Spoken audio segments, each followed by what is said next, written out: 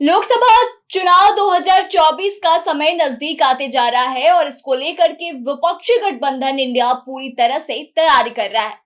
हालांकि पूरा विपक्ष तो एक छतरी के नीचे आ गया है, लेकिन अभी भी कहीं ना कहीं गठबंधन में मौजूद जो विभिन्न दल हैं, उनकी विचारधाराएं एक दूसरे से बेहद ही अलग दिखाई देती हैं। बता दें कि पिछले दिनों विपक्षी गठबंधन इंडिया की एक बैठक हुई थी, जिसमें सीट शेयरिंग को लेकर किसी भी तरह की कोई चर्चा नहीं हुई थी। लेकिन राजद सुप्रीमो लालू प्रसाद यादव ने पहले ही यह दावा कर दिया था कि इसमें सीट बंटवारे पर बातचीत शुरू कर दी जाएगी। हालांकि आपको बता दें कि उनका यह जो किया हुआ दावा था वह बिल्कुल ही गलत निकला। बता दें कि जदयू को इस बारे में अंदेशा पहले से ही था कि कमेटी की पहली बैठक में सीट शेयरिंग पर किसी तरह की चर्चा नहीं की जाएगी। इसलिए पार्टी के वरिष्ठ नेता केसी त्यागी ने कोऑर्डिनेशन कमेटी की बैठक से एक दिन पहले ही कहा था कि उसमें सिर्फ चुनाव प्रचार की रणनीति और मुद्दों पर बातचीत की जाएगी। ऐसे में अब यह सवाल उठने लगा है कि जदयू और राजद में से सीट शेयरिंग को लेकर हड़बड़ी किस पार्टी में है और सीट शेयरिंग को लेकर कौन सी पार्टी ज्यादा उत्सुक है। तो आइए आपको हम इस वीडियो में बताते हैं। नमस्कार, आप देख रहे हैं द बिहार प्रोजेक्ट। मैं हूं आपके साथ आरंजा। दरअसल देश भर में बीजेपी के खिलाफ एकजुट होकर इंडिया गठबंधन बनाने वाली विपक्षी पार्टियों के बीच अब सीट शेयरिंग का मुद्दा सबसे अहम बन गया है और सबसे जरूरी भी। भले ही गठबंधन के नेता सार्वजनिक रूप से इस बात को किसी तरह की विवाद से इनकार करते हुए बता रहे हैं, मगर अंदर खाने सभी दल अपने प्रभाव वाले राज्यों में मजबूत दावेदारी जताने को बेहद ही बेताब दिखाई दे रहे। इसलिए जब इंडिया गठबंधन की कोऑर्डिनेशन कमेटी की बैठक 13 सितंबर को बुलाई गई, तो ऐसा कयास लगाया जाने लगा कि इसमें सीट शेयरिंग के फॉर्मूले पर चर्चा जरूर की जाएगी।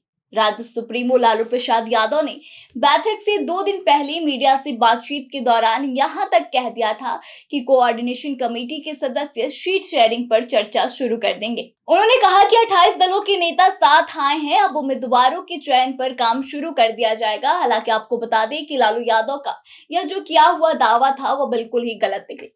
बता दें कि एनसीपी चीफ शरद पवार के आवास पर दिल्ली में हुई विपक्षी गठबंधन के कोऑर्डिनेशन कमेटी की बैठक में सीट बंटवारे को लेकर किसी भी तरह की कोई चर्चा नहीं की गई।